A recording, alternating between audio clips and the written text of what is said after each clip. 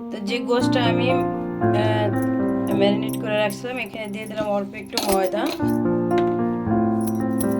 এই ময়দাটা একটু শক্ত শক্ত হয়, আবার যাতে একটু জুসিও থাকে, এরকম থাকবে এটা। তখন এটা আমি ভালো করে একটু ময়দাটা দিয়ে একটু মাখায় নিতে হবে।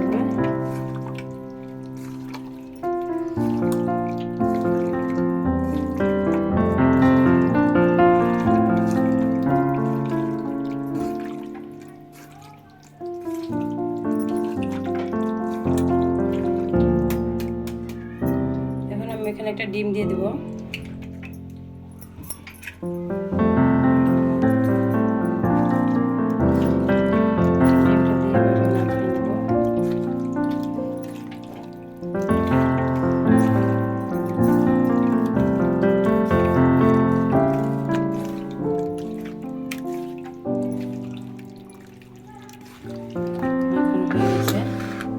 এবার আমি একটা একটা করে ব্রেড গামের মধ্যে দিয়ে দেবো এভাবে।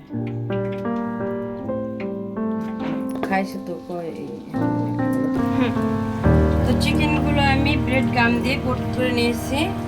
আপনারা চাইলে এটা ব্রেড গামটা অনেক কিছু দিয়ে বানানো যায়, সেটা আমরা অনেকভাবে বানাই থাকি। সো আমি অরিজিনাল যে ব্রেড গামটা বাজারে বিক্রি হয় সো ওটা দিয়েই বানাইছি।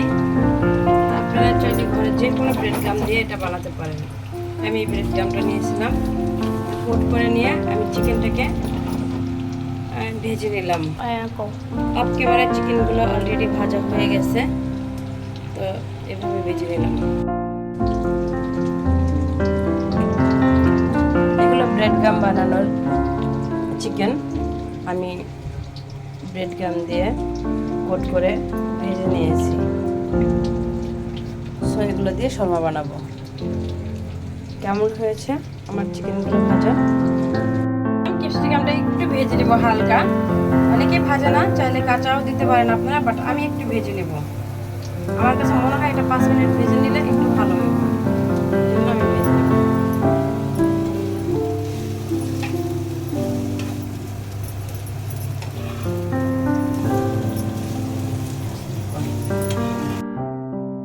তো হয়ে গেল আমার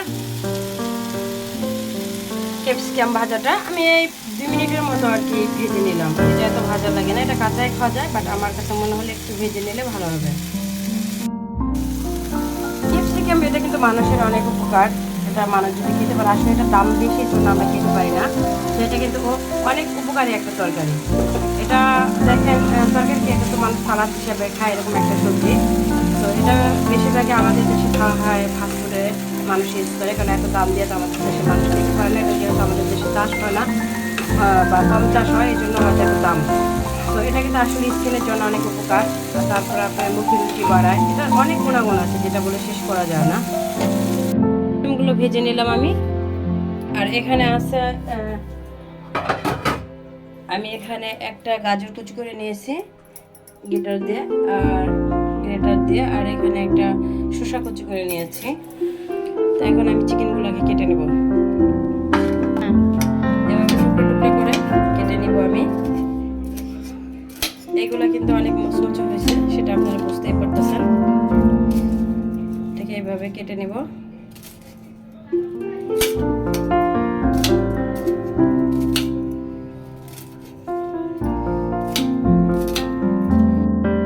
তো গাইস, আমি যেই ব্যাটারটা ওই পাশে যা বুঝতে পারতেছি না,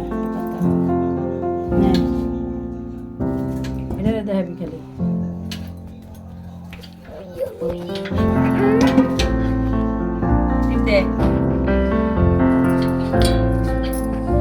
দেখেন কত সুন্দর ফুলে গেছিল, সফট হয়ে আছে। এখন এটাকে আমি ভালো করে এভাবে একটু ছেনে নেব।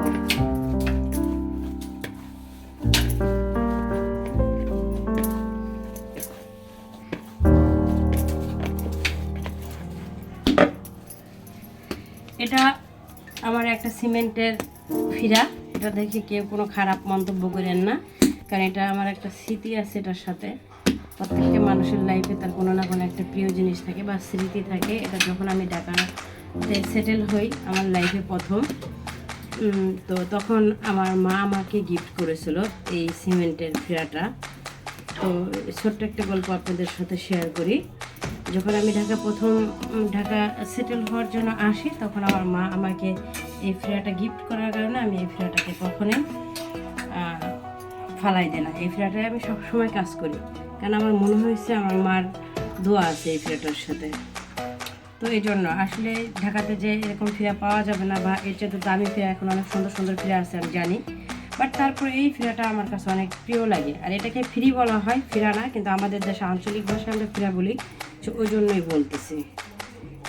আমি আপনাদের বলছি, দেখেন আমি আর্টিফিশিয়াল নিয়ে কম চলি, ন্যাচারালটা আপনাদের দেওয়ার চেষ্টা করি। আমি বাসার ভিতরে যেভাবে কাজকর্মগুলো করি, তো ওটাই আপনাদের দেখানোর সবসময় আমি চেষ্টা করি। তো এখানে আমার কয়টা হয়েছে, 6টা 7টা হয়েছে। আমি এখন এগুলাকে একটা একটা করে রুটি বানিয়ে নেব।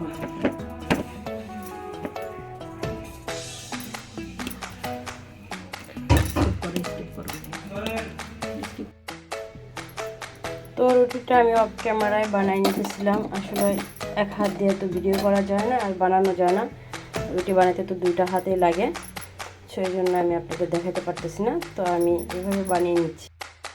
তো রুটিটা আমি বানিয়ে নিলাম।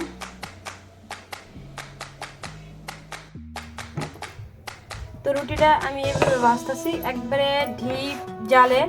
আপনি যদি একবারে রুটিটাকে সাদা করতে চান আর যদি সুন্দরভাবে পুরোটাই মানে ভাজতে চান, তাহলে এটাকে আপনি ঢিপ জালে বসায় রাখবেন। একবারে সস একটা জালে বসায় রেখে একটু ঢেকে দিবেন, তাহলে দেখবেন রুটিটা আপনার সুন্দর মতো একবারে হয়ে যাবে। তো এবারকে আমি শর্মার যে ম্যানোয়েজটা এটা তৈরি করে নেব। এখন আমি এই জায়গায় আমি টক দই দিয়ে দিছি, পানিটা ঝরিয়ে একবারে টক দইটা দিছি। তো টক দইটা আমি একটু ফাটিয়ে নেই এভাবে।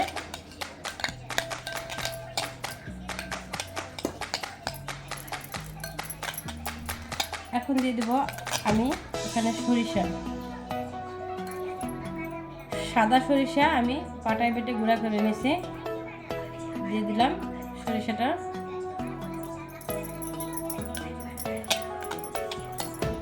এখন দিয়ে দেবো মেয়োনিজ, যে মেয়োনিজটা আমি বানিয়ে রাখছি, এটা আমি নিজেই বানাইছি।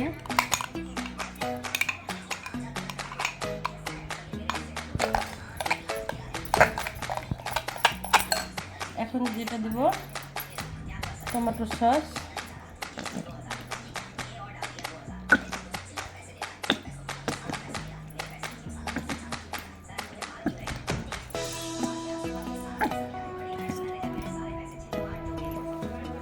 এখানে আমি নিয়ে নিয়েছি লেবু, একটা লেবু চটকায় দিয়ে দিলাম।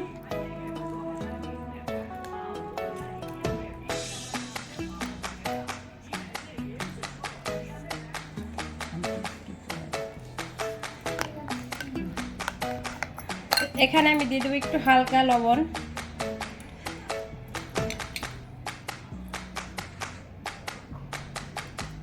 দিয়ে দিলাম একটু লবণ।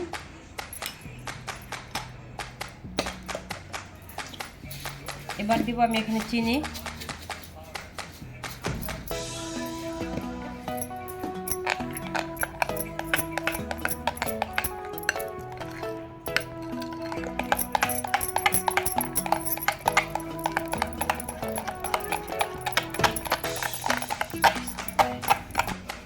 এবার দেবো আমি একটু বিট লবণ, এটা টেস্টের জন্য, চাইলে আপনি দিতে পারেন, না চাইলে এটাকে স্কিপ করতে পারেন।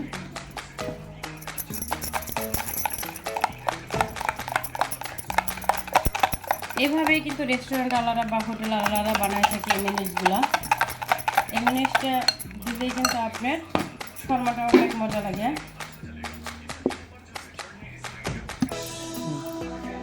এখানে আমি দিয়ে দেবো একটু গুঁড়া দুধ, এটা পার্সোনাল, চাইলে আপনারা দিতে পারেন, না চাইলে এটাকে ইগনোর করতে পারেন।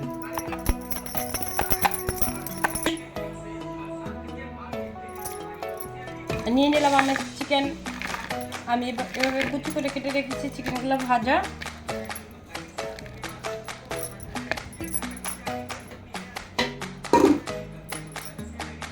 এখন দিয়ে দেবো আমি আলু, যেটা আমি গাজর গ্রেট করে রাখছিলাম। এটা এখানে একটা শসা আমি গ্রেট করে চিপড়ে রাখছিলাম, যেহেতু পানি ছেড়ে দেবে শসার জন্য আমি শসা কম দিছি। আর ক্যাপসিকাম 2 কালারের, চাইলে আপনারা যে কোনো কালার নিতে পারেন।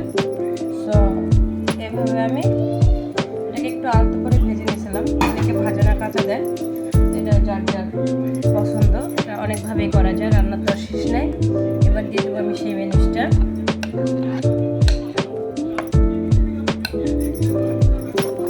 এবার সবগুলো আমি একসাথে মিশিয়ে নেব।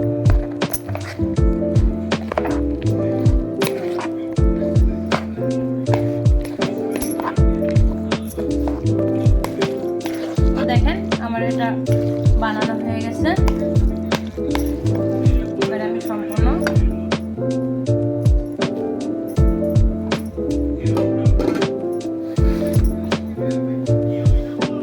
শর্মাটাই বানাই নিয়েছি।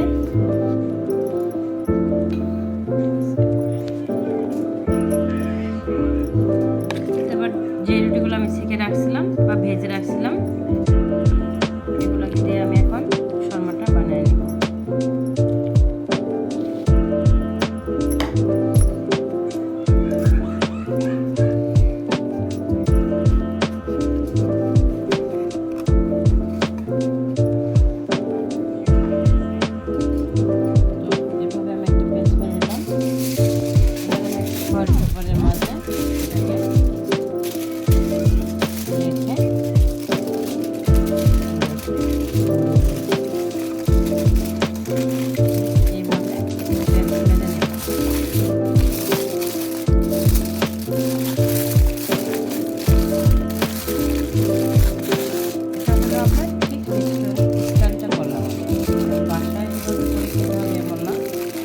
আমি বলছি আপনাদের রেস্টুরেন্ট স্টাইলটা দেখাবো, রেস্টুরেন্ট কীভাবে করে, ওটাই আমি করলাম আর কি।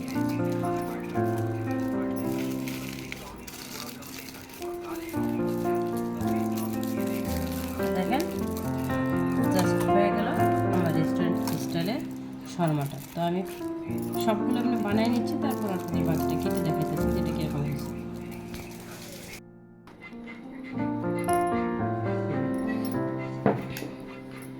এবার আমি আপনাদের একটু কেটে দেখাই যে আমার শর্মাটা ভিতরে কেমন হয়েছে।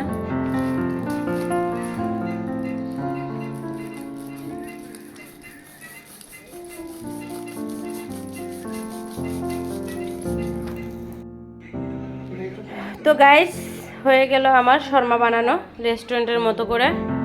হয়েছে কিনা আপনারা জানাবেন আমাকে কমেন্টের মাধ্যমে। যদি ভালো লেগে থাকে অবশ্যই আমাকে আপনারা করে খাবেন আর আমাকে রিভিউ দিবেন যে কেমন হয়েছে। আপনারা ঘরে বানিয়ে খেয়ে দেখবেন। আমরা যে রেস্টুরেন্টে এই ধরনের এইগুলি কিন্তু খাই। তো ভিতরটা কেমন লাগলো এই যে আমি কেটে দেখাই দিচ্ছি, কতটা জুসি আর কতটা ক্রিসপিও আছে এটা কিন্তু ভিতরে চিকেনটা। তো যদি আপনাদের ভালো লেগে থাকে একবার হলো বাসায় এভাবে করে খাবেন।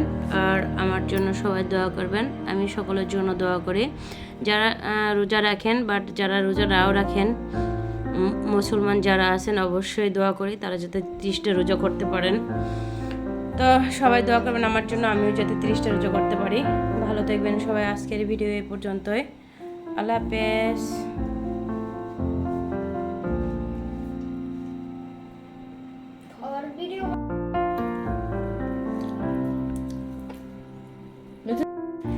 তো এবার আমার ছেলে আর আমার ছেলের ম্যাডাম দুজনে মিলে শর্মা খাবে আর তারা রিভিউ দিবে কিরকম, মানে কেমন হয়েছে। সরি, একটু কম নাও মুখে, এত নিলে তো তুমি মুখ লাড়তে পারবে না, আস্তে নাও। এখন তুমি বলো যে রেস্টুরেন্টে যে তুমি যে শর্মা খাও আর এখন আম্মু বানাইছি এই শর্মাটা, দুটা কিরকম লাগতেছে খাইতে। মেনুইস নাও, সাথে মেনুইস নাও। আন্টি মেনুইস নেন বরান। হ্যাঁ আন্টি বলেন কেমন হয়েছে। রেস্টুরেন্টে বাসায় খুব দারুণ হয়েছে। নাইস। Okay, thank you. বেশি হ্যাঁ, দ্বিগুণ হয়েছে। রাইট। ওকে, মোরসেলিন কিছু বলবা? আন্টি কিছু বলবেন? কিচ্ছু বলবেন না? আপনারা যারা আমাদের ভিডিওটি দেখতেছেন আমাদের একটু বেশি বেশি করে সাবস্ক্রাইব করে দিবেন, যারা ইউটিউব চ্যানেলের ফ্রেন্ডস আছেন, আর যারা আমার ফেসবুক পেজের ফ্রেন্ডস তাদেরকে বলবো যারা এখনও আমার পেজটাকে ফলো দেন নাই অবশ্যই আমার পেজটাকে ফলো দিবেন। তো আর আমার ভিডিওটা ভালো লাগলে অবশ্যই কমেন্টে জানাবেন। ভালো থাকবেন সবাই, আমার জন্য দোয়া করবেন, আমার সন্তানদের জন্য দোয়া করবেন। আল্লাহ হাফেজ।